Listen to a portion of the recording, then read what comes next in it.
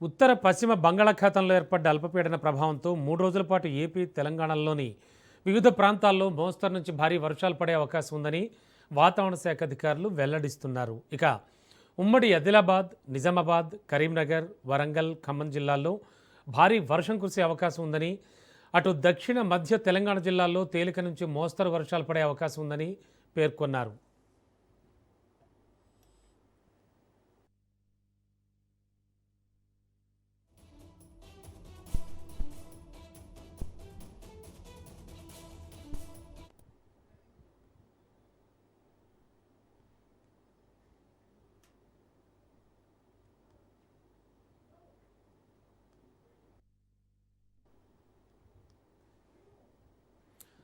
వాయువ్య బంగాళాఖాతాన్ని ఆనుకున్న ఉత్తర ఒడిశా, పశ్చిమ బంగాల్ తీర ప్రాంతాల్లో అల్పపీడనం ఏర్పడిందని ఏపీ విపత్తుల నిర్వహణ సంస్థ మేనేజింగ్ డైరెక్టర్ తెలిపారు. ఇది రాబోయే 2-3 రోజుల్లో మరింత బలపడే అవకాశం ఉందన్నారు. గంటకు 40 నుంచి 50 కిలోమీటర్ల వేగంతో ఈదురుగాలులు వీచే అవకాశం ఉందని, ప్రజలంతా అప్రమత్తంగా ఉండాలని సూచించారు.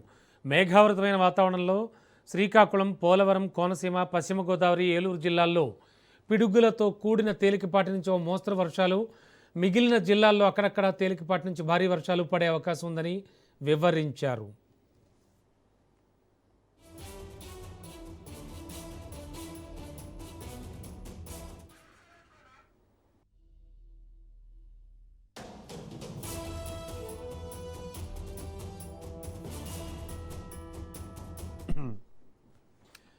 చూస్తూ ఉన్న ఉత్తర పశ్చిమ బంగాళాఖాతంలో ఏర్పడ్డ అల్పపీడన ప్రభావంతో 3 రోజుల పాటు ఏపీ, తెలంగాణలోని వివిధ ప్రాంతాల్లో మోస్తరు నుంచి భారీ వర్షాలు పడే అవకాశం ఉందని వాతావరణ శాఖ అధికారులు వెల్లడించారు.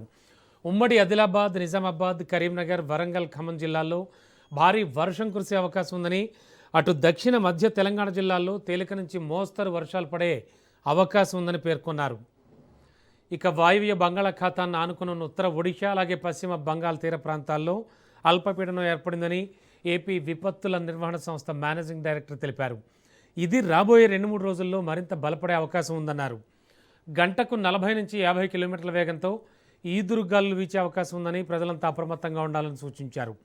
మేఘావృతమైన వాతావరణంతో శ్రీకాకుళం, పోలవరం, కోనసీమ, పశ్చిమ గోదావరి, ఏలూరు జిల్లాల్లో పిడుగులతో కూడిన తేలికపాటి నుంచి ఓ మోస్తరు వర్షాలు, మిగిలిన జిల్లాల్లో అక్కడక్కడ తేలికపాటి నుంచి భారీ వర్షాలు కూడా పడే అవకాశం ఉందని వివరించారు.